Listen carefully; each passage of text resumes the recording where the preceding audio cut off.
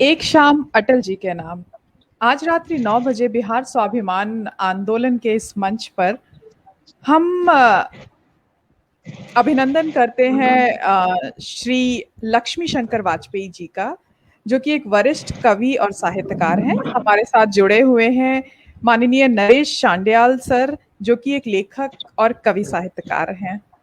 आज एक शाम अटल जी के नाम, जहाँ पे उनके काव्य संग्रह है, उनको भारत माता के सच्चे सपूत, राष्ट्र पुरुष, राष्ट्र मार्गदर्शक, सच्चे देशभक्त, न जाने कितनी उपाधियों से पुकारा जाता था। भारत रत्न अटल बिहारी वाजपेयी जी को वो सही मायने में भारत रत्न थे। इन सबसे बढ़कर पंडित अटल बिहारी वाजपेयी जी एक अच्छे इंसान थे, जिन्होंने जमीन से जुड़े रहकर राजनीति की और जनता के प्रधानमंत्री के रूप में लोगों के दिलों में अपनी खास पहचान बनाई थी। एक ऐसा इंसान जो बच्चे, युवाओं, महिलाओं, बुजुर्गों सभी के बीच में लोकप्रिय थे। देश का हर युवा, बच्चा उन्हें अपना आदर्श मानता था। आइए एक शाम अटल जी के नाम पर इस कार्यक्रम की आगे शुरुआत करने से पहले एक छोटा सा मैं भारत में फिर से अटल चाहता हूं का वीडियो हम देखना चाहते हैं।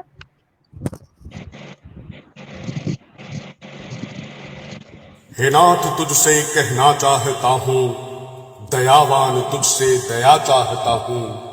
मैं भारत में फिर से अटल चाहता हूँ, मैं भारत में फिर से अटल चाहता हूँ। खिलाया था जिन्होंने अमनो कमल को, सदा मुस्कुराता कमल चाहता हूँ, सदा मुस्कुराता कमल चाहता हूँ। बने देश अपना पुनः विश्वगुरु, मैं चारों दिशा की पहल चाहता हूँ। मैं भारत में फिर से अटल चाहता हूँ, मैं भारत में फिर से अटल चाहता हूँ।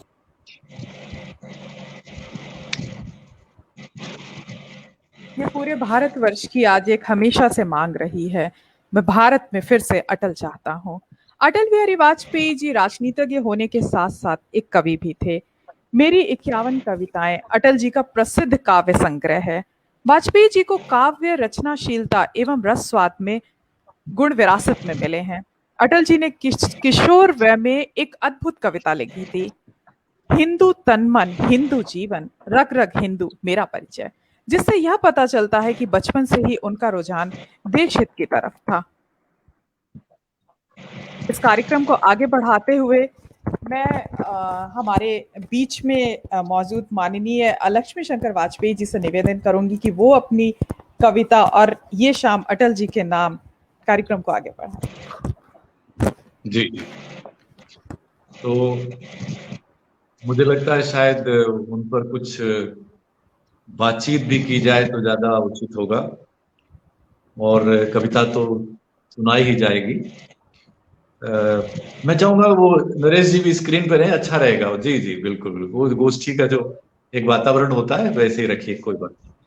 तो मैं ये कह रहा था कि जब मैं ये देखता हूँ कि मेरा एक सुझाव है जी जी सर वाजपेयी जी जी जी अगर ये जैसे 2 चरणों में हो जाए, जैसे पहले एक बोले, फिर दूसरा बोले, फिर तीसरा बोले, फिर एक बार फिर हो जाए, क्योंकि एक बार नहीं सब बोलेंगे तो वो थोड़ा सा फिर मजा नहीं आएगा। जी बिल्कुल सही बात, आप बिल्कुल सही कह रहे हैं।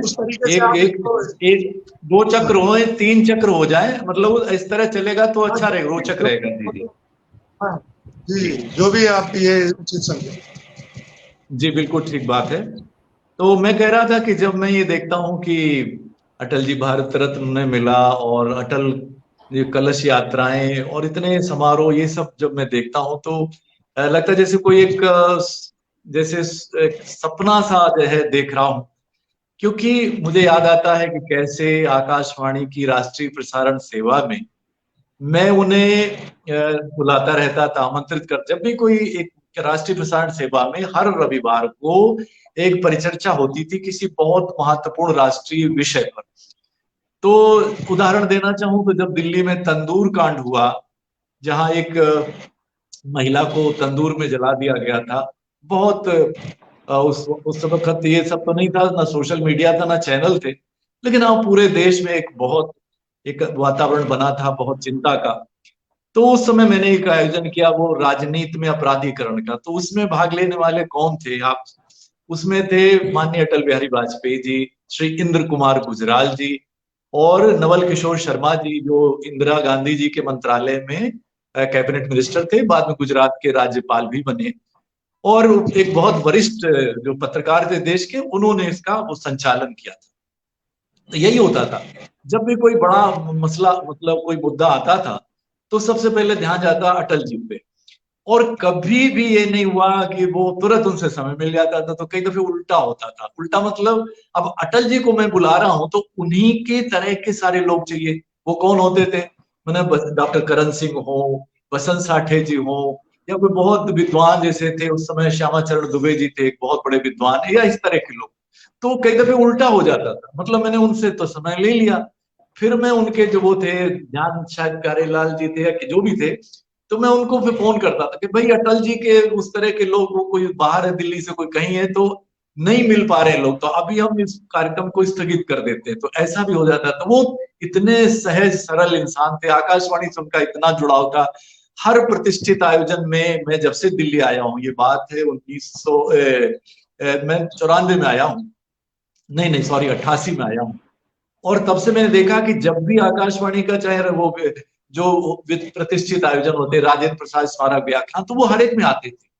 उनका इतना गहरा जुड़ाव था। और कविता पाठ के लिए भी आते थे। फिर ये नेशनल चैनल जब बना, जिसके लिए मैं आया, तब तो मैंने बताया, तो मुझे वही ध्यान आता कि वो तो कैसे हम बैठते थे साथ में, चर्चाएं होती थी, चाय पीते थे बैठ के, और ये सब बड़ा इतना आत्मीय वातावरण रहता था। तो एक बिल्कुल सचमुच एक सपना जैसा लगता है। वो दुख भी होता है कि इतने वर्ष वो जो है वो ऐसे वाणी जिनकी ओजस्वी, कि जिनको लोग सुनने दूर दूर के शहरों से आते थे। जैसे मैं अब कानपुर की बात, मैं कानपुर का हूं, तो मैं जब भी कभी सभा होनी होती हो, तो देखिए कानपुर से, जैसे मेरे पिताजी या परिवार सब जानते हैं आप कितने उनके लोग चाहने वाले थे, लेकिन दूर दूर से लोग दूसरे शहरों से आते थे। आसपास में इटावा है, कुरई है, जो भी है, वहां वहां से लोग आते थे, और फिर उनके भाषण की चर्चा चलती रहती थी। तो मैं भी उन्हीं लोगों में था जो बड़ी दिलचस्पी ज्यादा। फिर और मेरे पास तो खैर दर्जनों, अभी लगातार, अभी एक साथ तो साझा नहीं करूंगा, इतने सारे संस्मरण है कि मैं पूरा कार्यक्रम ही चलता रहे और फिर भी ना खत्म हो। लेकिन हाँ, मैं अभी शुरुआत में सिर्फ इतना बताऊंगा कि मेरी जो पहला जो मेरा उनसे जो साक्षात्कार हुआ, ये बात है सन 1981 की बात है। और वो ग्वालियर आए हुए थे, जो आप सब जानते हैं उनका गृहनगर था। तो वहां उनकी ट्रेन मिस हो गई। अब ये भी ध्यान रखिएगा, उस दौर भी याद रखिएगा, वहां रेलगाड़ी से आना जाना होता है, तो उनकी रेलगाड़ी छूट गई। तो फिर वो दूसरे दिन के लिए रुक गए। तो तुरंत जो है ग्वालियर भर के जो कवि थे, तो मैं ग्वालियर में पोस्टेड था उन दिनों, तो मुझे भी निमंत्रण मिल गया। तो सिंधिया, वो जो किला है, जो जो वो जो ग्वालियर वाला, तो वहां पर गोष्ठी हुई थी। शहर भर के सारे कवि वहां मौजूद थे। तो वहां मैंने एक मुक्तक सुनाया था, और जो कविताएं सुनाई थी, लेकिन एक मुक्तक जो सुनाया था, तो जब अंत में जब अटल जी की बारी आई, तो उन्होंने उस मुक्तक का जिक्र करते हुए, हालांकि वहां तो कम से कम नहीं होंगे तो 30-35 कवि होंगे, उसका जिक्र करते हुए कम से कम 5-7 मिनट तो उन्होंने भाषण दिया था। क्योंकि वो, हालांकि मुझे इस बात की शर्मिंदगी भी रही, वो उम्र होती बड़ी जोश वाली, तो मेरा वो मुक्तक ये था कि अपनी खुदगर्जी की खातिर जो घृणित काम करे, बेहिचक रोज उसूलों का कत्लेआम करे, और कल को मुमकिन है कि सत्ता के लोलुप नेता अपनी कुर्सी के लिए देश को नीलाम करें। तो ये बड़ी तालियां मालियां मिलती थी। और इसमें सत्ता के लोलुप तो मैंने बाद में जोड़ा, उस समय एक बड़ा कड़वा शब्द था। मुझे वो अफसोस भी रहा हमेशा कि अरे अरे अरे वो मैंने क्या। तो बहरहाल, तो वहां से ये सिलसिला शुरू हुआ। और फिर जब जब मैं पोस्टिंग मेरी यहाँ हो गई दिल्ली में, फिर तो वो लगातार एक सिलसिला बना रहा। और फिर उनके जब वो प्रधानमंत्री, जो असली बात है, प्रधानमंत्री बनने के बाद भी मैंने उनके व्यवहार में कहीं कोई बदलाव नहीं देखा। और बस एक आखिरी बात से फिर बात, ताकि नरेश जी बात करें, बोले, एक बस सिर्फ बात ये भी कहना चाहूंगा कि जैसे कि हम एक कार्यक्रम करते थे जिसमें यूनिसेफ की तरफ से उसकी पहल थी कि बच्चों की जो है मर्जी से हम किसी बहुत बड़े, एक उसको बुलाते थे, जिसको कहते सेलिब्रिटी को बुलाते थे, किसी बहुत बड़ी हस्ती को बुलाते थे, तो बच्चों की तरफ से फरमाइश आई, मतलब उसमें हम बाकायदा एक सर्वे जैसा करते थे, तो चिट्ठियां मंगाते थे देश भर से, और तो उसमें आया कि वो अटल जी को चाहते हैं। तो अब ये है कि मैंने चिट्ठी लिखी अटल जी को, और उसमें यही लिखा कि भाई पंडित नेहरू आए थे किसी जमाने में आकाशवाणी के स्टूडियो में बच्चों के कार्यक्रम में, बच्चों के बीच, और नेहरू जी ऐसे ही करते थे, वो अचानक से चले जाते थे बाल भवन में बच्चों के बीच में वगैरह। तो मैंने इस बात का जिक्र किया कि इससे बाद में कोई ऐसा आया नहीं है, और हम चाहेंगे कि आप बच्चों के बीच आए, बच्चों से हमारी बात करें, संवाद करें। तो एक दिन मैंने चिट्ठी गई है, बमुश्किल तीसरे दिन की बात होगी, हमारी जो प्रोग्राम ऑफिसर थी वो बिल्कुल हाँफते हुए दौड़ते हुए चित्रा निगम जी थी। तो मैंने कहा क्या हुआ चित्रा जी, क्या हुआ? तो वो इतने खुश थी, अरे बोले अटल जी की वो उन्होंने मान लिया है, बच्चों से बात करने का मान लिया है। तो हम 35 के करीब बच्चे लेकर के प्रधानमंत्री, अब जैसे होता है ब्यूरोक्रेसी में कि भाई इतना 45 मिनट का समय है, और ये है, उसके बाद ये है, उससे पहले ये, दुनिया भर की बात है, लेकिन अटल जी ने उस कार्यक्रम में कम से कम 2 घंटे या 2.5 घंटे लगे होंगे। एक एक जो कार्यक्रम चला, लोग बच्चों ने सवाल किए, वो तो किए, लेकिन इसके बाद एक एक बच्चे से बात करना, बच्चों को उन्होंने उपहार दिए, बच्चों को कहा भाई कुछ खिलाओ पिलाओ इनको, तो इतनी जो आत्मीयता थी, बस वो जो है एक जो जो असली बात है, वही मैं कहता हूं, यहां से बात खत्म करता हूं कि देखिए कोई कुछ बन जाए, मेरा तो सौभाग्य है कि मैं कितने 7 के करीब राष्ट्रपतियों से और 9 प्रधानमंत्रियों से मेरा मिलना हुआ, मीडिया की देन है मेरा इसमें, और बहुत सारे दुनिया भर की बड़ी बड़ी हस्तियों से, भारत की तमाम जो है हस्तियों। लेकिन मेरा मानना यह है कि वो सबसे अच्छी बात यह है कि कौन अच्छा इंसान होना सबसे बड़ी बात है। बिल्कुल, बिल्कुल सही बात कही सर आपने तो कि मैं एक यहीं से अच्छा बात खत्म करता हूं कि मैं चाहूंगा कि नरेश जी जी, जी, इससे जी। आगे बढ़ाएं, बिल्कुल, फिर बिल्कुल। जब आगे चक्कर आएगा तो मैं और संस्मरण भी सुनाऊंगा, फिर जी, जी, कविताएं जी। भी बिल्कुल, सुनाऊंगा। बिल्कुल। माननीय नरेश सर जी, हम आपसे अनुरोध करेंगे कि आप अपने विचार अटल जी के लिए और उनकी कुछ कविताएँ प्रस्तुत करें। जी। अभी थोड़ा लाइट चली गई थी, तो जो एक उपलब्ध लाइट थी वो जलाई है, आ जाएगी लाइट बीच में। मैं अटल जी का बहुत प्रशंसक रहा शुरू से, और अटल जी का भाषण सुनने के लिए ज्यादातर रामलीला ग्राउंड में उनके भाषण होते थे, या कभी जो इलेक्शन होते थे तो 12 टूटी चौक और ये चांदनी चौक में इलेक्शन, तो मैं इतना फैन था कि जैसे इलेक्शन के दिनों में जब वो भाषण करते थे, तो हालांकि वो राजनीतिक भाषण होते थे, लेकिन उनको बोलते देखना, बोलते सुनना, मतलब इतना चाव था। तो एक जगह जो भाषण खत्म करते थे, तो दूसरी जगह जब भाषण होता था हम वहां पर भी सुनने चले जाते थे। तो वो एक उस समय यंग एज में, तो रामलीला ग्राउंड पे तो जब बहुत बड़ी सभा में भाषण देते थे, तो बहुत ही एक प्रखर वक्ता जिसको कह सकते हैं, बहुत मेधावी थे, बहुत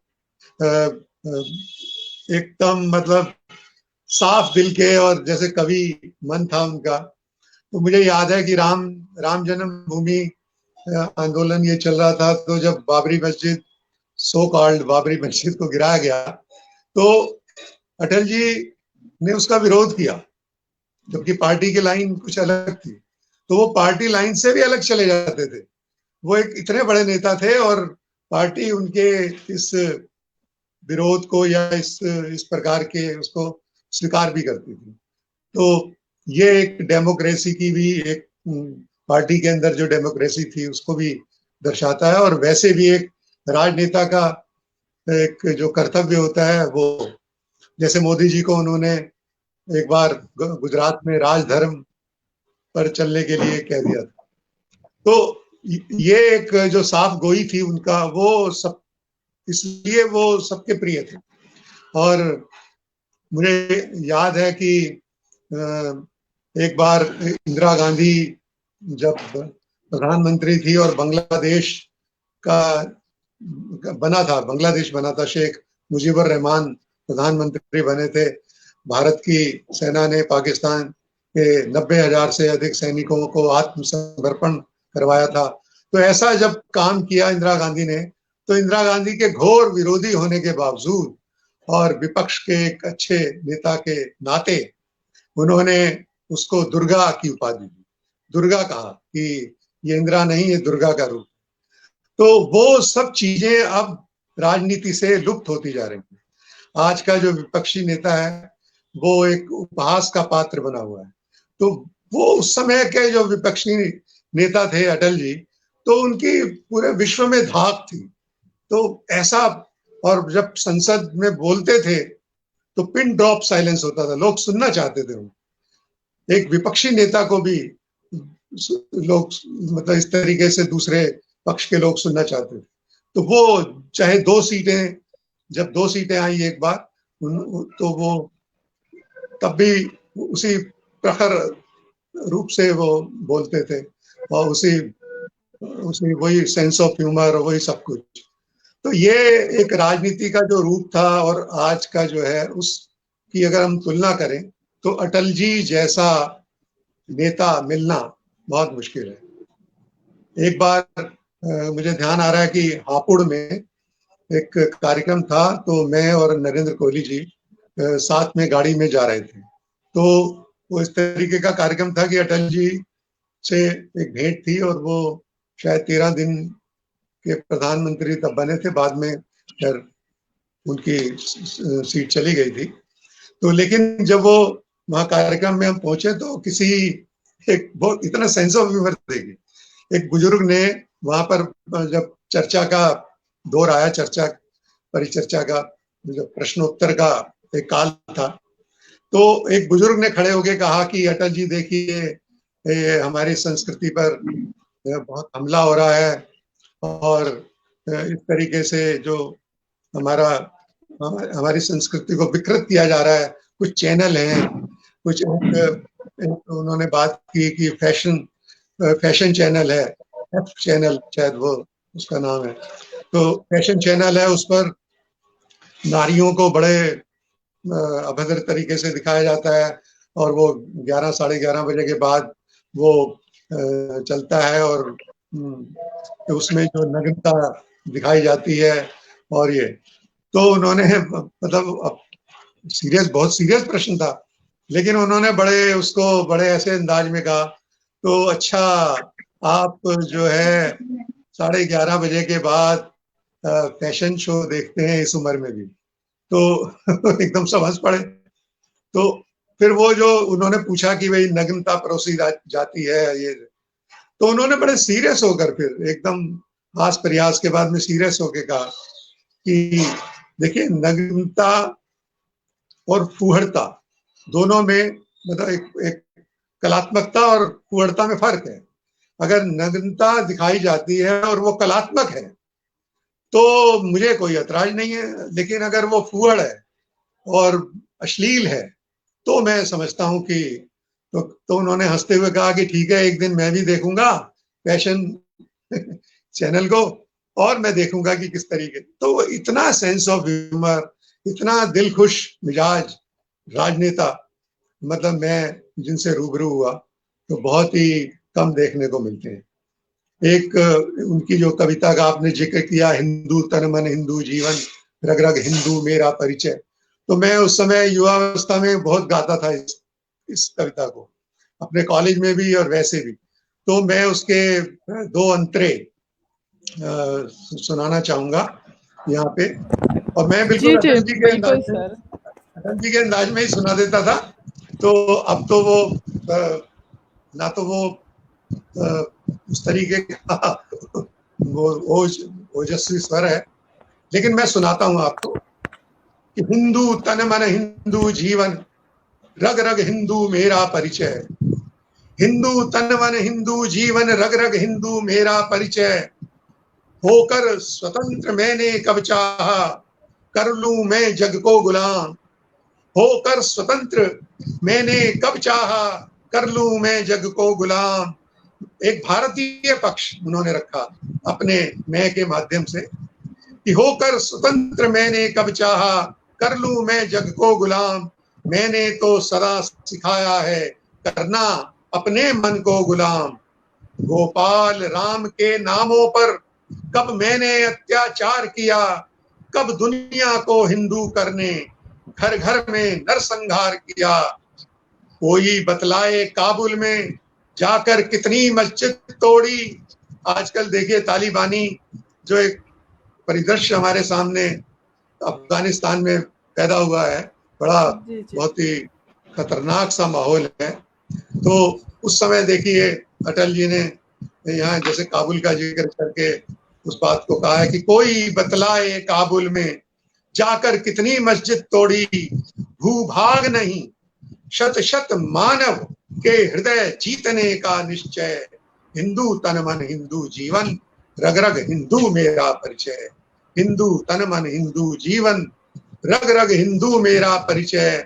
और एक अंतरा और सुन लीजिए, मैं एक बिंदु परिपूर्ण सिंधु, ये है मेरा हिंदू समाज, मेरा इसका संबंध अमर, मैं व्यक्त और ये है समाज। इससे मैंने पाया तन मन, इससे मैंने पाया जीवन, मेरा तो बस कर्तव्य यही, कर दूं सब कुछ इसके अर्पण। मैं तो समाज की थाती हूँ, मैं तो समाज की थाती हूँ, मैं तो समाज का हूँ सेवक, मैं तो समस्त के लिए व्यस्त का कर सकता बलिदान अभय। हिंदू तन मन हिंदू जीवन, रग रग हिंदू मेरा परिचय। हिंदू तन मन हिंदू जीवन, रग रग हिंदू मेरा परिचय। तो ये कविता मैं बहुत सुनाता था कॉलेज में या कोई ऐसा उत्सव होता था, तो ये उस समय तो मुझे बड़े कंठस्थ याद थी और मैं उसी अंदाज में सुनाता था। तो अटल जी मेरे बहुत ही शुरू से मेरे प्रिय व्यक्तित्व रहे हैं, राजनेता रहे हैं, और कवि मन तो उनका था। तो दिनकर की शैली की कविताएं लिखते थे, तो दिनकर का मैं बहुत बड़ा प्रशंसक हूँ। आज भी दिनकर जी की प्रेरणा से ही मैं कवि बना, और अब जो भी रूप में मैं कवि सामने हूँ, लेकिन दिनकर जी की उसमें बहुत बड़ी भूमिका रही थी। दिनकर जी का मैं शुरू से करता, और दिनकर जैसी कविताएं अटल जी की जो होती थी मुझे बहुत प्रिय लगती थी। तो इस नाते भी अटल जी का बहुत देर से मेरा एक आत्मीय संबंध रहा। नरेश जी, आज भी आपने बहुत शानदार तरीके से अटल जी की इतनी प्रिय कविता को प्रस्तुत किया। लक्ष्मी शंकर सर, हम आपसे भी कुछ सुनना चाहते हैं। जी जी जी। अब मैं आपसे ये साझा करूं कि जो आपने 51 कविताओं का जिक्र किया, तो ये किताब उन्हीं के द्वारा हस्ताक्षरित मेरे पास है, और ये मेरे लिए बड़े सौभाग्य की बात है। नरेश जी जो एक बात कह रहे थे जी, कि वो विरोधी नेता वाली, तो आप सोचिए कि ऐसा तो शायद दुनिया में बहुत कम हुआ होगा कि हमारी भारत सरकार में जो दूसरी पार्टी की सरकार थी, उसने अटल जी को, जो विरोधी दल के नेता थे, उनको संयुक्त राष्ट्र में भेजा कश्मीर पर जब बात थी। तो ये देखिए ना कितनी बड़ी बात है ये कि, तो वो लोग यूनाइटेड नेशंस वाले देश भी हैरान होंगे कि भारत सरकार का विरोधी आ रहा है सरकार की बात कहने। और ये भी दर्शाता था कि भाई जब एक कश्मीर का मुद्दा अगर है तो पूरा देश एक है, पार्टी भले बदल जाए, एक ये भी बात है। तो ऐसी ये जो बातें हैं उनकी, जो जिस तरह का उनकी छवि थी कि वो सबके प्रिय, तो वो एक बात ये भी थी। और मैं चाहूंगा कि एक गीत अटल जी का मैं आपसे साझा करूं, और ये गीत बहुत प्यारे जी जगजीत सिंह साहब ने गाया भी है, बहुत बढ़िया, लेकिन मुझे बहुत प्रिय है ये गीत। फिर मैं एक और बात बताऊंगा उनसे जुड़ी, नरेश जी को भी पता है। गीत यूं है कि क्या खोया क्या पाया जग में, मिलते और बिछुड़ते मग में। आप वो रखिए, हाँ ऐसे ही रखिए, मुझे वो अच्छा लगता है, गोष्ठी है तो वो अच्छा लगता है अकेले। कि क्या खोया क्या पाया जग में, मिलते और बिछुड़ते मग में, मुझे किसी से नहीं शिकायत, यद्यपि छला गया पग पग में। यद्यपि, अब जो सीधे सच्चे लोग होते हैं वो छले ही जाते हैं, कि यद्यपि छला गया पग पग में, एक दृष्टि बीती पर डालें, एक दृष्टि बीती पर डालें। ये जो इसका शीर्षक है, अपने ही मन से कुछ बोलें। तो एक दृष्टि बीती पर डालें यादों की पोटली टटोलें, कुछ अपने मन से ही बोलें, कुछ अपने मन से ही बोलें। दूसरा अंतरा है, पृथ्वी लाखों वर्ष पुरानी, जीवन एक अनंत कहानी, पर तन की अपनी सीमाएं, यद्यपि 100 शरदों की वाणी, इतना काफी है। ये बहुत बहुत महत्वपूर्ण पंक्तियां हैं। इतना काफी है, अंतिम दस्तक पर खुद दरवाजा खोले। इतना काफी है, अंतिम दस्तक पर खुद दरवाजा खोले, और वो कुछ अपने ही मन से कुछ बोले, अपने ही मन से कुछ बोले। और गीत आगे बढ़ता है, जन्म मरण अविरल फेरा, जन्म मरण अविरल फेरा, जीवन बंजारों का डेरा, आज यहाँ कल कहाँ कूच है, किसे पता है, आज यहाँ कल कहाँ कूच है, कौन जानता किधर सवेरा, कौन जानता किधर सवेरा, अंधियारा आकाश असीमित प्राणों के पंखों को तोले, अंधियारा आकाश असीमित प्राणों के पंखों को तोले, अपने ही मन से कुछ बोले, अपने ही मन से कुछ बोले। क्या खोया क्या पाया जग में, मिलते और बिछुड़ते मग में, मुझे किसी से नहीं शिकायत, यद्यपि छला गया पग पग में, एक दृष्टि बीती पर डालें यादों की पोटली टटोले, अपने ही मन से कुछ बोले, अपने ही मन से कुछ बोले। तो ये गीत मुझे बहुत प्रिय, मैंने आपसे साझा किया। अब मैं गीत की बात करूं तो उनका जन्मदिन मनाया गया, तो ये हुआ कि मैंने एक कार्यक्रम रखा जो शायद, देखिए तरही मुशायरे तो आपने सुने होंगे, लेकिन मैंने तरही कवि सम्मेलन रखा, और उसमें अटल जी के गीत की और कविताओं की 2 पंक्तियां, देखिए इनमें से किसी एक पर आपको रचना करने, देश भर के जाने माने जो गीतकार थे उनको मैंने आमंत्रित किया। तो वो एक पंक्ति तो वो थी, आओ फिर से दिया जलाएं, और दूसरी पंक्ति थी जो उनका बहुत प्रसिद्ध गीत है, कदम मिलाकर चलना होगा। तो ये 2 थी। तो मेरे ख्याल से अगर मैं गलत नहीं तो नरेश जी भी उस कार्यक्रम में शायद थे। जी जी हाँ, मैं था उसमें, मैं उसी, आपने आमंत्रित किया था। बिल्कुल बिल्कुल, और देश भर के गीतकार, बहुत जितने प्रतिष्ठित गीतकार उसमें सब थे। तो मैं चाहूंगा कि वो गीत तो मैं खैर, अभी कार्यक्रम तो चलेगा तो मैं बाद में साझा कर दूंगा, लेकिन ये भी एक बात थी कहने की। और एक संस्मरण में और आपसे साझा करूं, जैसे अभी ये बता रहे थे कि वो कैसे, जो जैसे विरोधी दल के होने के बावजूद, तो हुआ ये कि नेशनल चैनल यानी राष्ट्रीय प्रसारण सेवा में मैंने उनको आमंत्रित किया, 26 जनवरी के संदर्भ में एक परिचर्चा थी। अब मैं शुरू से ही कवि होने की वजह से, मैं जिसको कहते हैं ना एंग्री यंग मैन, मतलब मैं तो उसी तरह विद्रोही भूमिका में रहूं, भले सरकारी मीडिया में रहा, लेकिन मैं मतलब वो मेरे तेवर कभी बदले नहीं, वो कवि होने का शायद वो असर होगा। तो अब जैसे एक प्रोड्यूसर के नाते जो चारों लोग वहां परिचर्चा में थे, तो मैं स्टूडियो में गया, तो जो एंकर थे, जो एंकरिंग कर रहे थे, बहुत बड़े वो पत्रकार थे, तो मैं उनके सामने ही कह रहा था, मैंने कहा देखिए वो सारे आप उस समय ये बात तो होगी, यानी कि ऐसा कुछ होगा 97 हो कुछ हो, मतलब 50 साल करीब गुजरे वो, ये इस 98 ऐसा कोई समय रहा होगा, या उससे भी पहले का, नहीं सॉरी, ये बात होगी 94 के, 94 के आसपास। तो कि मैंने इतने वर्ष हो गए, लेकिन अभी वही गरीबी रेखा के नीचे, ये वो तमाम, मैं बड़े गुस्से वाली उसमें था कि एंकर को कह रहा था कि वो लिहाज नहीं करे कि आकाशवाणी है, सरकारी माध्यम है, क्योंकि मैंने ये कभी नहीं, मतलब वो जो मुद्दे खुल के बात होनी चाहिए, बस ये है कि सरकार है तो सरकार का प्रतिनिधि भी रहे, एक पक्षी बात नहीं होनी चाहिए। तो मैं बड़े आक्रोश में था कि ये सच्चा जनतंत्र है या अमीरों का जनतंत्र है या सुविधा भोगियों का जनतंत्र है या वीआईपी तंत्र है। लेकिन अब सोचिए, अटल जी जबकि विरोधी दल के नेता थे, उन्होंने जब परिचर्चा हुई, उन्होंने उस समय तक की जितनी उपलब्धियां थी भारत की वो सब गिनाई कि हाँ बहुत कुछ देश में हुआ है, ठीक है हमारे सामने अभी रास्ता बहुत लंबा है और हमें यहाँ चलना है। तो लेकिन वो मैं कह रहा हूँ कि मैं तो बिल्कुल आक्रोश में और बता रहा था कि ऐसे ऐसे ये चलना चाहिए। और अटल जी जो है वो, उन्होंने भारत की तमाम सारी उपलब्धियां गिनाई, वहां ये कोई पार्टी वार्टी का चक्कर नहीं आया। तो ये ऐसे थे अटल जी। और मुझे लगता है कि जब वो कविता का चक्र चले, नरेश जी अपनी सुनाए, कुछ सुनाए, तभी मैं ही सुनाऊं। तो एक संस्मरण तब तक मैं और साझा करता हूं, और वो यूं है कि देखिए उनकी सहजता सरलता देखिए। उनका जो ये जो हमारा प्रधानमंत्री निवास है 7 रेस कोर्स रोड पे, तो उन्होंने वहां पर आए दिन कार्यक्रम हुआ करते थे, उसको उन्होंने पंचवटी नाम दे रखा था।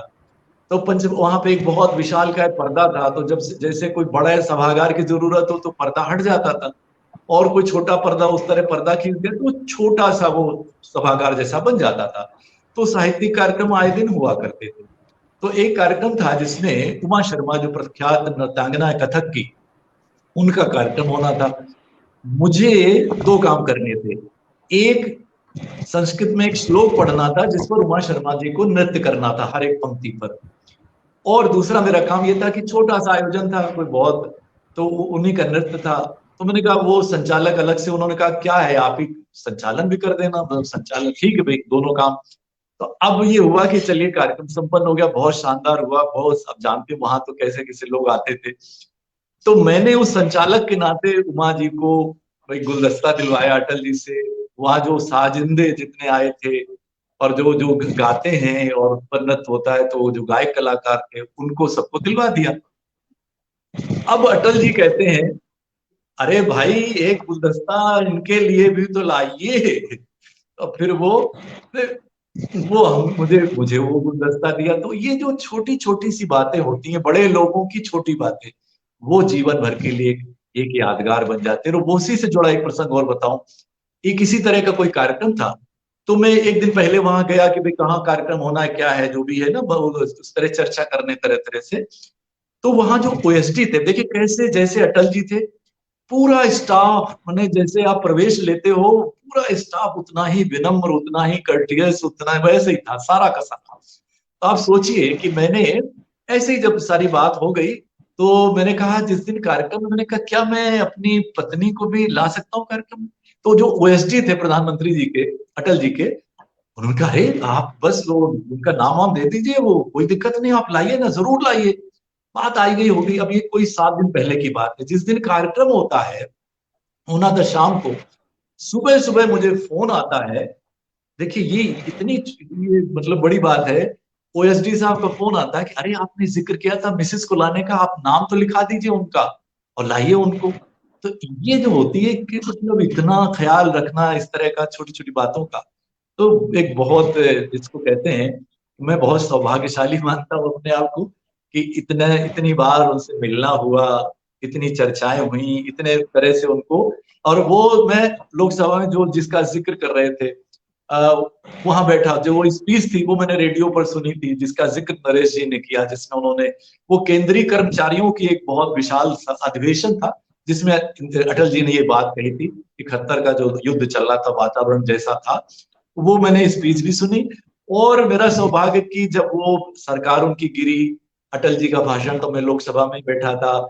जब वो और तमाम ऐसे अवसर आए, तो मैंने लोकसभा में बैठ के भी उनके जो भाषण सुने, कैसे लोग कैसे सुनते थे, क्या माहौल होता था, तो वो सब अभी मेरे यादों में गूंज रहा है। मैं चाहूंगा कि अब नरेश जी कुछ अपनी कविता भी सुनाए, तब मैं फिर वो अटल जी के समय जो कविता, मैं उसमें शामिल नहीं था क्योंकि मैंने सबको आमंत्रित किया था, लेकिन भाई जब आपने दूसरे को ये पंक्तियां दी तो ये दिमाग में ऑटोमेटिकली चलता रहता, तो मुझसे भी एक गीत बन गया, तो ये हुआ था। तो मैं चाहूंगा नरेश जी सिलसिला आगे बढ़ाएं। नरेश आंडली जी। जी जी, धन्यवाद। मैं एक प्रसंग से शुरू करता हूं कि अटल जी की जो साहित्यिक मन था उनका, जो कवि मन था, और वैसे भी किसी भी कार्यक्रम में जाते थे तो बड़े इन्वॉल्व होके जाते थे। एक बार हमने एक कार्यक्रम किया नरेंद्र कोहली जी की पुस्तक का लोकार्पण। तो नरेंद्र कोहली बहुत बड़े लेखक थे और हैं भी, मतलब कवियों के लिए, लेखकों के लिए थे कहना मेरा ख्याल उचित नहीं है, हम तो है ही मानते हैं। तो नरेंद्र कोहली जी की पुस्तक का लोकार्पण था, प्रच्छन्न नाम से वो किताब थी। उसमें कर्ण को लेकर उन्होंने, कर्ण का जो चरित्र चित्रण था वो बेसिकली मेन उसी पर केंद्रित वो किताब थी। तो अटल जी के पास भी किताब पहुंचाई गई थी, और अटल जी जब कॉन्स्टिट्यूशन क्लब में कार्यक्रम था, तो जब वो आए अटल जी, तो उन्होंने सब बोले, सब वक्ता अटल जी ने बीच में बोलना था, तो जब अटल जी का नंबर आया तो अटल जी ने, असल में था क्या कि किताब में कर्ण को as a villain Narendra Kohli ने प्रस्तुत किया था, जबकि कर्ण का चरित्र जो है वो बिल्कुल जो भारतीय मानस में है वो बिल्कुल पॉजिटिव है। चाहे वो कितने भी उसने कुछ दुर्योधन का साथ दिया कौरवों का, और कितने भी गलत कामों में इन्वॉल्व भी रहा कर्ण, लेकिन कर्ण जो है फिर भी हमारे जनमानस में एक पॉजिटिव कैरेक्टर के रूप में आता है। तो वहां पर उनको नेगेटिव रूप से नरेंद्र कोहली ने प्रस्तुत किया था।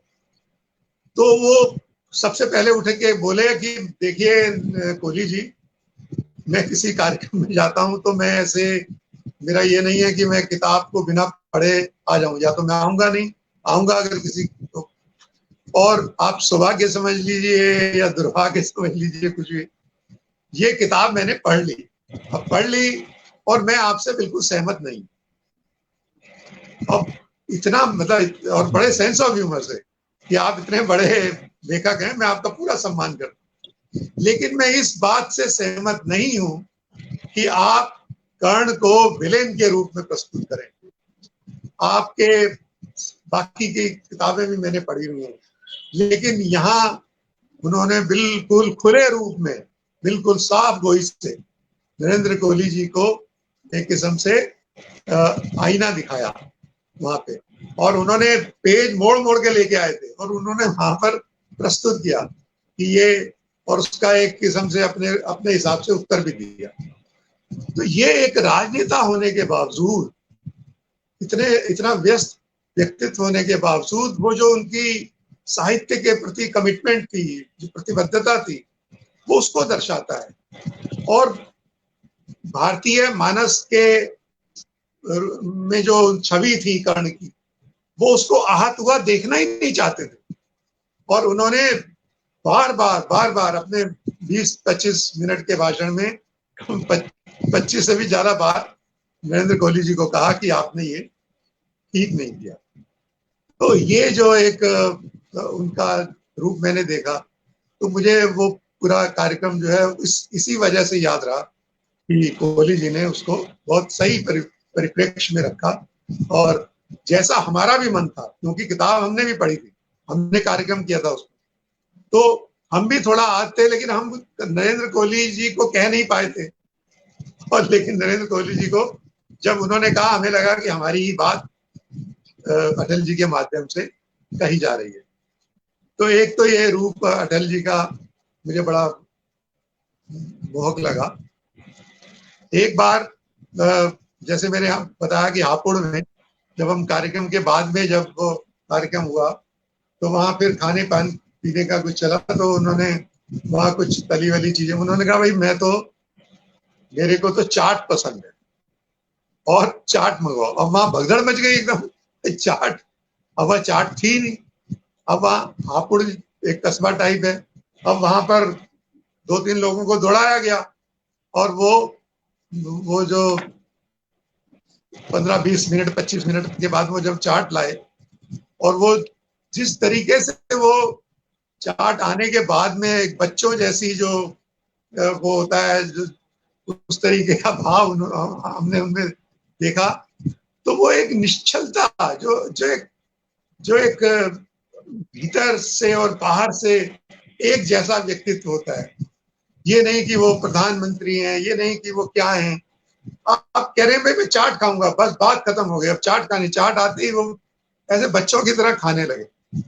तो ये जो एक ऐसा रूप उनका है, वो आज भी मेरे मन में बसा हुआ है।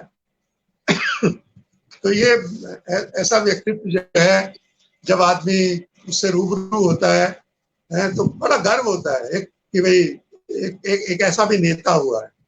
तो अटल जी को यही नहीं कि आप विचारधारा से के कारण आप उन्हें पसंद करते हैं, ये नहीं, आप समग्र रूप से उन्हें पसंद करते हैं किसी व्यक्ति को, तब उसकी वैल्यू बढ़ती है। तो जैसा कि अभी बता रहे थे लक्ष्मी शंकर वाजपेयी जी की, इन्होंने आकाशवाणी के तत्वावधान में एक कार्यक्रम किया था, उसमें 2 प्रसिद्ध गीतों की पंक्तियां दी थी, और सभी कवियों से कहा था कि इनमें से कोई एक पर तो जरूर लिख के लाएं। तो मेरा उस समय ये था कि मैंने दोनों पंक्तियों पर गीत लिखे थे। तो मैं एक गीत को सुनाता हूँ जो और एक गीत बाद में सुना दूंगा जब अगर आगे कार्यक्रम बढ़ता है। वो थी कदम मिलाकर चलना होगा। ये बड़ा अच्छा, उनके बहुत बहुत बहुत मन से गाते थे वो खुद ही कि कदम मिलाकर चलना होगा। और अपना जो अंदाज था उनका कविता सुनाने का, आंख नीच के आधी खुली आधी बंद, और वो जिस तरीके की जिस भाव से सुनाते थे आनंद आ जाता था उन्हें तो उनको सुनते हुए।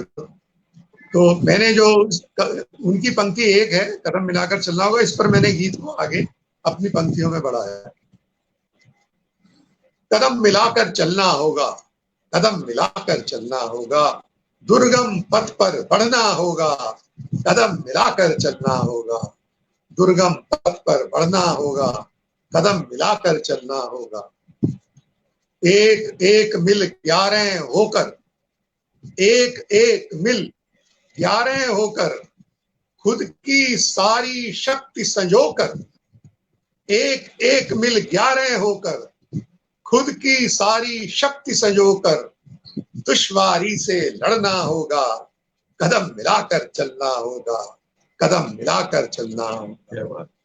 एक एक मिल 11 होकर, खुद की सारी शक्ति संजोकर, दुश्वारी से लड़ना होगा, कदम मिलाकर चलना होगा, दुर्गम पथ पर बढ़ना होगा।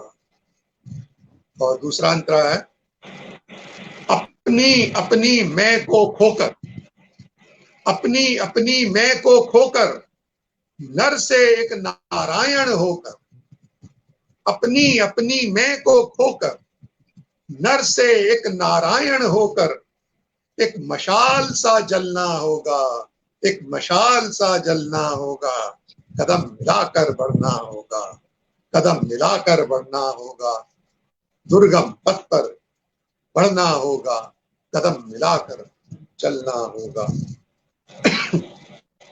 इस गीत का अंतिम अंतरा है कि परहित में ही खुद को ढालें, परहित में ही खुद को ढालें, दुनिया का अस्तित्व बचा लें, परहित में ही खुद को ढालें, परहित में ही खुद को ढालें, दुनिया का अस्तित्व बचा लें। अब दधीचि सा गलना होगा, अब दधीचि सा गलना होगा, कदम मिलाकर बढ़ना होगा, कदम मिलाकर बढ़ना होगा, दुर्गम पथ पर बढ़ना होगा, कदम मिलाकर चलना होगा, कदम मिलाकर चलना होगा। तो अटल जी एकदम मुझे ध्यान आ रहे थे कि किस तरीके से वो इस गीत को पढ़ते थे, कुछ कोशिश की है मैंने। तो ये एक व्यक्तित्व का खिंचाव होता है। एक जब मैं इस गीत को लिख रहा था, जब उस समय, और ये पंक्ति थी, मैंने पहले उनके गीत को पढ़ा, फिर मैंने उनके गीत से अलग होकर, है ना, एक, क्योंकि मैं कुछ क्रिएट कर रहा हूँ तो मैं अपनी तरह से बात कहूँ, लेकिन छवि मेरे पास वही थी अटल जी की। और एक एक पंक्ति में मैं ऐसे लिख रहा था इस गीत को जैसे अटल जी बोल रहे हैं। तो एक पर काया प्रवेश करके समझ लो ये गीत को मैंने रचा था। तो उसी आनंद के साथ मैंने यहाँ पे पढ़ा है। बहुत बहुत याद आ रहे हैं इस बहाने अटल जी हमें, और ये बहुत अच्छा आयोजन। मैं आपको बधाई देता हूँ कि इस बहाने अटल जी की स्मृति को हम ताज़ा कर रहे हैं। और आपने बहुत अच्छे से शुरुआत की, एक छोटी सी फिल्म दिखाकर, अटल जी के बारे में बताकर, और आपने इस तरीके से संचालन किया है अटल जी के व्यक्तित्व को, उनकी कविताओं को सामने लाकर, बहुत अच्छा लग रहा है। और बहुत बहुत बधाई। और अच्छी टीम का आपने चयन किया, लक्ष्मी शंकर वाजपेयी जैसे वो धन्य व्यक्ति यहाँ पर हैं, और जिन्होंने अटल जी के साथ इतनी सारी भेंट की, और इतनी सारी उनके साथ यादें उनके साथ जुड़ी हुई हैं, और वो हमारा सौभाग्य है कि वो हमारे साथ उनको शेयर कर रहे हैं। तो एक बहुत अच्छा आयोजन, उसके लिए मैं आपके पटल को बधाई देता हूँ। धन्यवाद सर, आपने बहुत उत्साहवर्धन किया है हमारा। सर, कभी-कभी हम सभी के जीवन में ऐसा होता है कि हम कभी निराशा के दौर से गुज़रते हैं या हमें लगता है कि हमें किसी ऐसे ओजस्वी कथन या एक इंसान जो हमें समझा सके, उसकी आवश्यकता पड़ती है। मेरे जीवन में कभी भी सर ऐसा पहलू आता है तो चूँकि हमारे अटल बिहारी वाजपेयी जी हमेशा वीर रस के ऊपर उन्होंने काफ़ी कविताएँ लिखी हुई हैं। एक उनकी कविता है मेरे हृदय को बहुत करीब है मेरे दिल के, और आज भी मेरी टेबल पे अटल जी की फोटो के साथ वो लगी हुई है। मुझे कभी भी निराशा का दौर होता है तो मैं उन्हीं की कविता गुनगुनाती हूँ। क्या हार में, क्या जीत में, किंचित नहीं भयभीत में, कर्तव्य पथ पर जो भी मिला वरदान नहीं मांगूंगा, हो कुछ भी पर हार नहीं मानूंगा। मुझे बहुत बहुत एक मतलब बिल्कुल एनर्जी आ जाती है जब मैं इस कविता को दोहराती हूँ। लक्ष्मी शंकर जी, मैं आपसे अनुरोध करूंगी कि उनकी वीर रस से जुड़ी अगर कोई कविता आपके पास हो तो सर हमें उसे सुनाइएगा आप। नहीं, एक्चुअली नहीं, वो कविता संग्रह तो मेरा यहाँ नहीं है, क्योंकि वो सारी मेरी लाइब्रेरी तो गुड़गांव में है, मैं दिल्ली में हूँ। अच्छा। लेकिन हाँ, मैं ये साझा करूं आपसे कि जब कविता की बात आती है, कवि रूप में बात आती है, जैसे जी वो इतनी ऊंचाई मत देना, वो कविता है, अद्भुत कविता है। जी जी जी जी जी जी और ऐसी बहुत सारी कविताएं हैं जो उनकी जी कविताएं, वो जो उनको एक बहुत अच्छा कवि मतलब उस पे उसमें रखती हैं। ये भी कहना जरूरी, ये नहीं कि भाई कि ठीक है प्रधानमंत्री थे तो उससे कोई मतलब है, वो शुरू से कवि ही बनना चाहते थे।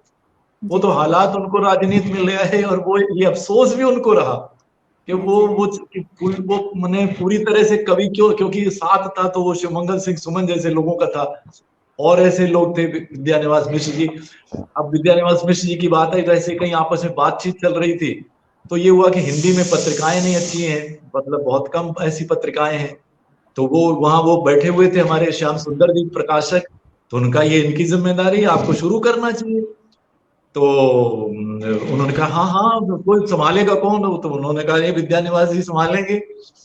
तो फिर इस तरह से बात आई गई होगी, लेकिन फिर कहीं फिर मुलाकात, उन्होंने टोका कि अच्छा वो अपनी पत्रिका की बात, वो क्या हुई। तो फिर साहित्य अमृत पत्रिका की इस तरह बुनियाद पड़ी, और विद्यानिवास जी ने उसके संपादक, पहले संपादक का दायित्व संभाला। तो वो उनका जो दायरा जो था अटल जी का, वो सब तरफ था। ये भी बड़ी बात है। एक मुझे ध्यान आता, लाहौर मुझे जाने का अवसर मिला, जब लाहौर वो बस लेकर के गए, पूरी दुनिया के लिए बहुत अभूतपूर्व घटना थी। दुर्भाग्य है कि बाद में स्थितियां बिगड़ गई, वरना इस देश का नहीं मतलब हमारे पड़ोस तो सुधर ही जाता, पूरा विश्व जो है वो एक नई करवट लेता। ऐसा नहीं हो पाया दुर्भाग्य से। लेकिन मैं ये कह साझा करूं आपसे, मैं आपको देख हाल सुनाने गया था, वहां पर एक वो कवि थे पाकिस्तान के, वो भारत आए हुए थे, वो बहुत भारत के कवि थे, और उन्होंने अटल जी की कविताओं का, इन्हीं 51 कविताओं का उर्दू में अनुवाद किया। तो वो चाहे वो मुझसे मिले वहीं होटल में, लाहौर के, कि भाई काश इसका लोकार्पण अटल जी करते। अब समय तो आप जानते कितना सीमित था, एक एक मिनट महत्वपूर्ण था। और जब अब ये उन्होंने रात में जब मुझसे बात की, मैंने कहा कल तो डिक्लेरेशन होना जिसपे पूरी दुनिया की नजरें टिकी हुई हैं, उनका विदाई भाषण होगा और वो प्रेस कॉन्फ्रेंस होगी, सारा विश्व का मीडिया होगा, कैसे संभव है, चलो मैं कोशिश करता हूँ। तो मैंने मेरे मित्र तरुण विजय जी जो है वो सांसद, उनको कहा। तो अटल जी देखिए कितनी व्यस्तताओं के बाद भी मान गए, और कहीं ना कहीं से समय निकाल के उस संग्रह का लोकार्पण हुआ। तो ये जो, यही असली चीज है कि उनकी जो सहजता थी उसका कोई मुकाबला नहीं। तो एक तो ये मुझे कहना था, और वो जो गीत की बात थी, तो मैंने वो उसी पर, जैसे मैंने कहा मैं उसमें कार्यक्रम में तो नहीं था, मैंने कभी नहीं, आकाशवाणी में कभी कविता पाठ मैंने नहीं किया, औरों को बुलाया, लेकिन कविता बन गई थी, गीत बन गया, तो वो मैं आपसे साझा करता हूँ। आओ फिर से दिया जलाएं, जो था इसी के आधार पे। और वो कविता इस तरह है कि, गीत इस तरह है कि जहां अंधेरे अभी शेष हैं उजियारों की पौध लगाएं, जहां अंधेरे अभी शेष हैं उजियारों की पौध लगाएं, फिर से कुछ संकल्प सजाएं। इसका पहला अंतरा है, जिनका जीवन लाचारी की कड़ी धूप का कठिन सफर है, जिनका जीवन लाचारी की कड़ी धूप का कठिन सफर है, जिनका जीवन सच पूछो तो मात्र औपचारिकता भर है, ऐसे लोगों का सचमुच के जीवन से परिचय करवाएं, फिर से कुछ संकल्प सजाएं, फिर से कुछ संकल्प सजाएं। दूसरा अंतरा सुनिएगा जी, कि नहीं किताबें जिन हाथों में ढाबों के जूठे बर्तन हैं, नहीं किताबें जिन हाथों में ढाबों के जूठे बर्तन हैं, मुरझाए मुरझाए चेहरे, बिखरे सपने, टूटे मन हैं, उन नन्हे हाथों की मुट्ठी में कोई सपना दे आए, उन नन्हे हाथों की मुट्ठी में कोई सपना दे आए, फिर से कुछ संकल्प सजाएं।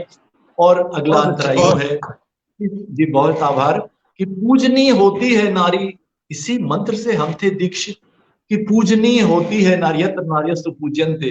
मैंने अटल जी को ये देखा है कि वो कैसा भारतीयता के लिए, भारतीय जीवन मूल्यों के लिए कितने समर्पित थे। तो पूजनीय होती है नारी, इसी मंत्र से हम थे दीक्षित, उसी देश में नन्ही मुन्नी बच्ची तक भी नहीं सुरक्षित, और नारी के सम्मान की खातिर रावण वध की याद दिलाएं, फिर से कुछ संकल्प सजाएं, फिर से कुछ संकल्प सजाएं। और लखनऊ से वो सांसद बने, और लखनऊ का जो गणित है आप जानते हैं कि वो कितने सभी उसके लोग, सभी वर्गों में लोकप्रिय थे। और उन्होंने जब विदेश मंत्री बने, हज यात्रा में तरह तरह की औपचारिकताएं होती, इतनी जटिल होती, तो उन्होंने सबको बहुत आसान कर दिया, बहुत आसान बना दिया। तो बहरहाल तो वो सुनिएगा कि पूरी धरती, मेरे गीत का अगला जो अंतरा है कि पूरी धरती ही कुटुंब है, पूरी धरती ही कुटुंब है, जिस मिट्टी से ये स्वर गूंजे, और जहां नागरिक पशु पक्षी क्या पेड़ों नदियों तक को पूजे, जाति धर्म के भेद के जहर वहां नहीं हरगिज घुल पाए, फिर से कुछ संकल्प सजाएं, फिर से कुछ संकल्प सजाएं। और अंतिम है कि अभी मंजिलें बहुत दूर हैं, राहों में अनगिन अंधियारे, राष्ट्र अगर संकल्प करे तो कौन रोक सकता उजियारे, हम विराट भारत के जन जन अपनी सोई शक्ति जगाएं, फिर से कुछ संकल्प जगाएं सजाएं, फिर से कुछ संकल्प सजाएं, जहां अंधेरे अभी शेष हैं उजियारों की पौध लगाएं, फिर से कुछ संकल्प सजाएं, फिर से कुछ संकल्प सजाएं। एक आखिरी बात और मैं कहना चाहूंगा, और वो ये कि देखिए, मैंने आंखों देखा हाल सुनाता रहा हूं, तो बहुत सारी अंतिम यात्राओं का मैंने आंखों देखा हाल सुनाया, चाहे वो मदर टेरेसा हो, चाहे हमारे डॉक्टर शंकर दयाल शर्मा जी की अंतिम यात्रा हो, बहुत सारे कितने ही लोगों की। तो मैं ये आपसे साझा करूं, या तो मैंने कलाम साहब की अंतिम यात्रा में इतनी भीड़ देखी है, पूरे भारत से लोग आए, या अटल जी की अंतिम यात्रा में बेपनाह भीड़ देखी है। ऐसी भीड़ मैंने बहुत कम देखी है। मैंने बताया ना कि मैंने तो पता नहीं कितने ये जो महान हस्तियां मतलब हैं हमारे देश के, चाहे उपराष्ट्रपति हो, राष्ट्रपति और लोगों की अंतिम यात्रा का की आंखों देखा सुना, लेकिन अटल जी की अंतिम यात्रा का वो दृश्य मैं कभी भूल नहीं सकता। वो जयकारा के नारे और इतना इतना विराट जनसमूह हर तरफ से उमड़ा हुआ, तो ये भी मुझे कहना चाहिए उनकी लोकप्रियता का प्रमाण, जबकि वो इतने वर्ष परिदृश्य से बिल्कुल अलग थे, क्योंकि वो तो बीमार पड़े थे, तो भी जैसा उनका स्वभाव था उसी सर, एक अटल बिहारी वाजपेयी जी का हिंदू तन मन हिंदू जीवन, उन्हीं के शब्दों से सुन लेते हैं वीडियो के माध्यम से। जी जरूर जरूर जरूर जी।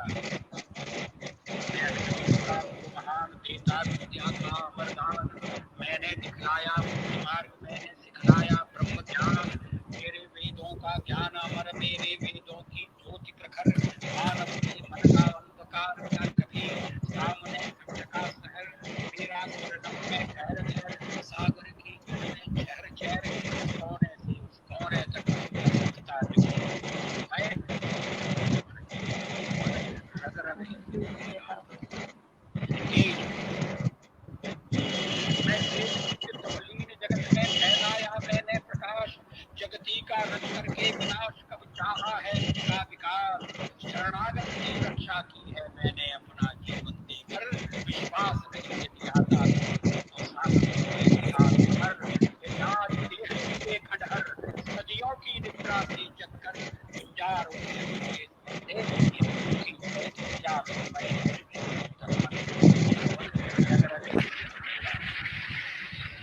दुनिया के वीराने पथ पर जब जब लड़ने खाए, दुनिया के वीराने पथ पर जब जब नरने खाई, ठोकर तो आंसू शेष बचा पाया। जब जब मानव सब कुछ होकर मैं आया, सभी द्रवित होकर मैं आया ज्ञान दीप लेकर, पूरा भटका मानव पथ के आवर्तों से थककर जो बैठ गया आगे पथ पर, उस नर को राह दिखाना ही मेरा सदैव का दृढ़ निश्चय। मैंने छाती का लहू पिला पाले विदेश लाल, मैंने छाती का लहू पिला पाले विदेश के सुदित लाल। मुझको मानव में भेद नहीं मेरा अंतस्थल पर विशाल, जग से ठुकराए लोगों को लो मेरे घर का खुला द्वार। अपना सब कुछ हूँ लुटा चुका मेरा हीरा पाकर, मेरा हीरा पाकर पर कीड़ों का बहराज मुकुट, यदि इन चरणों पर झुक जाए कल वह किरीट तो क्या है।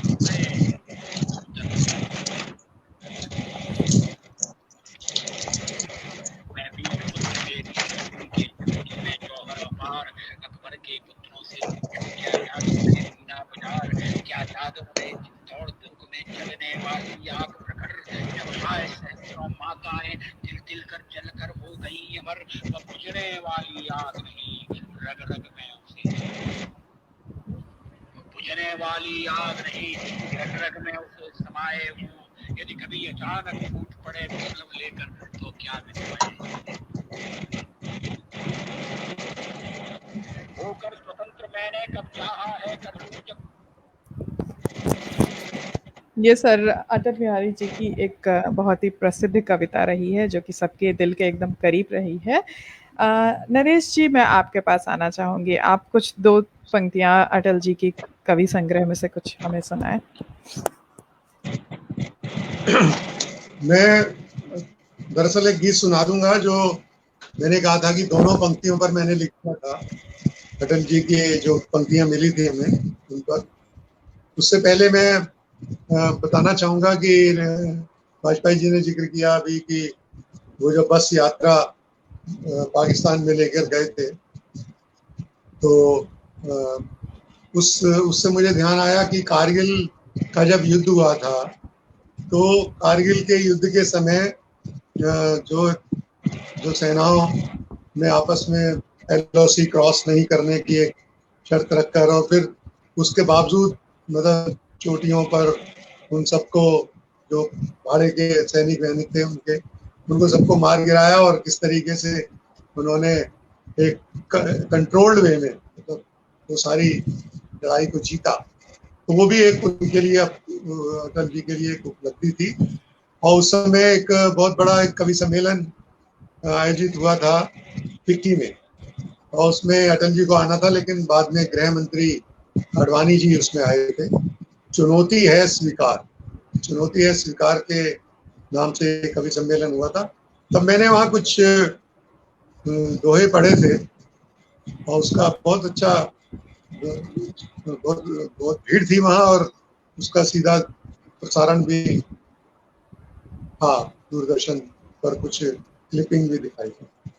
तो वो मेरे को कुछ दोहे ध्यान में आ रहे हैं, वो मैं पढ़ता हूँ कि हम तो बस लेकर गए, हम तो बस लेकर गए, तूने भेजी तो पाक नहीं नापाक तू, सच निकला आरोप, पाक नहीं नापाक तू, सच निकला आरोप।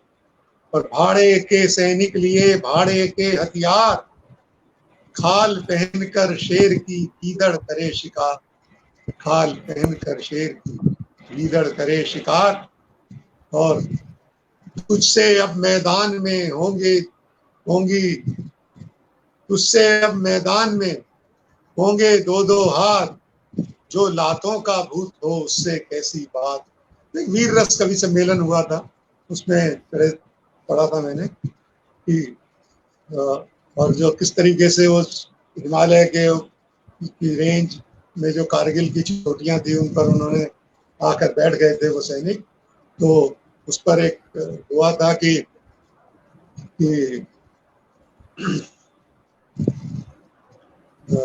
पाक कालिया नागबन आया फन फैलाए, पाक कालिया नागबन आया फन फैलाए, और सेना अपनी कृष्ण सी उसको नथती जाए, सेना अपनी कृष्ण सी उसको नथती जाए।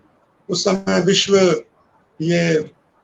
कप चल रहा था क्रिकेट का, तो पेप्सी उसकी प्रायोजक थी। अखबारों में 5-5, 6-6 पेज क्रिकेट को दिए जा रहे थे, और कारगिल के युद्ध को आधे पेज पे ही कवर कर रहे थे अखबार, क्योंकि वो उसे खबर के रूप में देते थे, और बाकी सारे क्रिकेट का पूरा जो जलसा चल रहा था उसका गुणगान हो रहा था। तो उससे आहत होकर मैंने लिखा था कि करगिल आधे पेज पर, क्रिकेट पर 6 पेज, करगिल आधे पेज पर, क्रिकेट पर 6 पेज, लहू से ज्यादा पेप्सी हुई सनसनीखेज, लहू से ज्यादा पेप्सी हुई सनसनीखेज। और तभी मैंने ये दोहे सुनाए थे। भारत का पाकिस्तान को जो जवाब था कि मैं खुश हूं औजार बन, तू ही बन हथियार, वक्त करेगा फैसला कौन हुआ बेकार, तू पत्थर की ऐंठ है मैं पानी की लोच, तेरी अपनी सोच है मेरी अपनी सोच, एटम तेरे पास, एटम मेरे पास है, एटम तेरे पास, मैं एटम का रहनुमा तू एटम का दास, मैं एटम का रहनुमा तू एटम का दास। शुक्रिया। तो ये उस समय के कवि सम्मेलन में मेरे को ध्यान आ गया, वाजपेयी जी ने कहा जबकि बस लेकर हम गए थे, तो उस संदर्भ में मेरे को याद आया कि हमने एक कवि सम्मेलन किया था भारत कारगिल पे। तो वो जो कविता की बात कर रहे हैं आप, तो उसमें जो एक पंक्ति थी, आओ फिर से दिया जलाएं, तो मैंने इस पंक्ति को लेकर भी एक गीत लिखा था। ये दोनों गीत मैंने उस कवि सम्मेलन में, आकाशवाणी की कवि सम्मेलन में सुनाए थे। तो ये गीत मैं पढ़ देता हूँ। आओ फिर से दिया जलाएं, भोर कहीं पर अटक न जाए, भोर कहीं पर अटक न जाए, सूरज का रथ भटक न जाए, भोर कहीं पर अटक न जाए, सूरज का रथ भटक न जाए, इनकी राह प्रशस्त बनाए, इसकी राह प्रशस्त बनाए, आओ फिर से दिया जलाएं, आओ फिर से दिया जलाएं। कि भोर कहीं पर अटक न जाए, सूरज का रथ भटक न जाए, इनकी राह प्रशस्त बनाए, आओ फिर से दिया जलाएं। जब तक उगे न अरुण दमकता, जब तक उगे न अरुण दमकता, छेड़े दीपक राग गमकता, जब तक उगे न अरुण दमकता, छेड़े दीपक राग गमकता, चलो रात का दिल बहलाएं, आओ फिर से दिया जलाएं, आओ फिर से दिया जलाएं। और इसका अंतिम पैरा है, लंबी गहरी रात है तो क्या, लंबी गहरी रात है तो क्या, जुगनू सी औकात है तो क्या, लंबी गहरी रात है तो क्या, जुगनू सी औकात है तो क्या, हम प्रकाश का गीत गुंजाएं, हम प्रकाश का गीत गुंजाएं, आओ फिर से दिया जलाएं, आओ फिर से दिया जलाएं। धन्यवाद, धन्यवाद। बहुत ही सुंदर कविता सर, आओ फिर से दिया जलाएं। अब हम इस कार्यक्रम के अंतिम क्षण में आ गए हैं। मैं अपने दोनों ही लेखक, कवि और साहित्यकार, हमारे माननीय लक्ष्मी शंकर वाजपेयी जी, माननीय नरेश शांडियाल जी, आपने इतनी सुंदर प्रस्तुति, इतना अच्छा व्याख्यान से इस कार्यक्रम में चांद लगा दिए हैं। अगर मैं चाहूंगा कि अटल जी के गीत से समापन हो, तो अगर समय है तो मैं वो गीत सुना देता हूँ। जी जी जी, बिल्कुल बिल्कुल, जी जी बिल्कुल सर। और एक तो गीत उन्होंने लिखा था निराशा भरा, कि गीत नहीं गाता हूँ, तो वो नहीं सुना था। वो उसके बाद उन्होंने दूसरा सुनाया, वो आशा भरा, वो सुनाता हूँ। जी जी, गीत नया गाता हूँ, गीत नया गाता हूँ, टूटे हुए तारों से फूटे बासंती स्वर, पत्थर की छाती में उग आया नव अंकुर, झरे सब पीले पात, कोयल की कुहुक रात, प्राची में अरुणिम की रेख देख पाता हूँ, गीत नया गाता हूँ, गीत नया गाता हूँ। और अंतरा है, टूटे हुए सपनों की कौन सुने सिसकी, टूटे हुए सपने की कौन सुने सिसकी, अंतर की चीर व्यथा पलकों पर ठिठकी, हार नहीं मानूंगा, रार नहीं ठानूंगा, हार नहीं मानूंगा, रार नहीं ठानूंगा, काल के कपाल पर लिखता मिटाता हूँ, गीत नया गाता हूँ, गीत नया गाता हूँ। बहुत बहुत धन्यवाद। बहुत अच्छा। क्या क्या बात है सर, क्या बात है। अटल जी के द्वारा लिखी गई एक बहुत ही उत्साहवर्धक पंक्तियां थी। सूर्य एक सत्य है जिसे झुटलाया नहीं जा सकता, मगर ओस भी एक सच्चाई है। यह बात अलग है कि ओस क्षणिक है। क्यों ना मैं क्षण क्षण को जियो, कड़ कड़ में बिखरे सौंदर्य को पियो। क्या बात, क्या बात, क्या बात। इसी कविता के साथ हम नरेश शांडिल जी का, लक्ष्मी शंकर जी का, शांडिल्य जी, नरेश शांडिल, शांडिल्य जी। अच्छा, और लक्ष्मी शंकर जी का मैं दिल से धन्यवाद देती हूँ। आप लोगों ने अपना कीमती समय हम लोगों के इस मंच को दिया। नमस्कार सर। नमस्कार जी, सर। नमस्कार नमस्कार नमस्कार। धन्यवाद सर।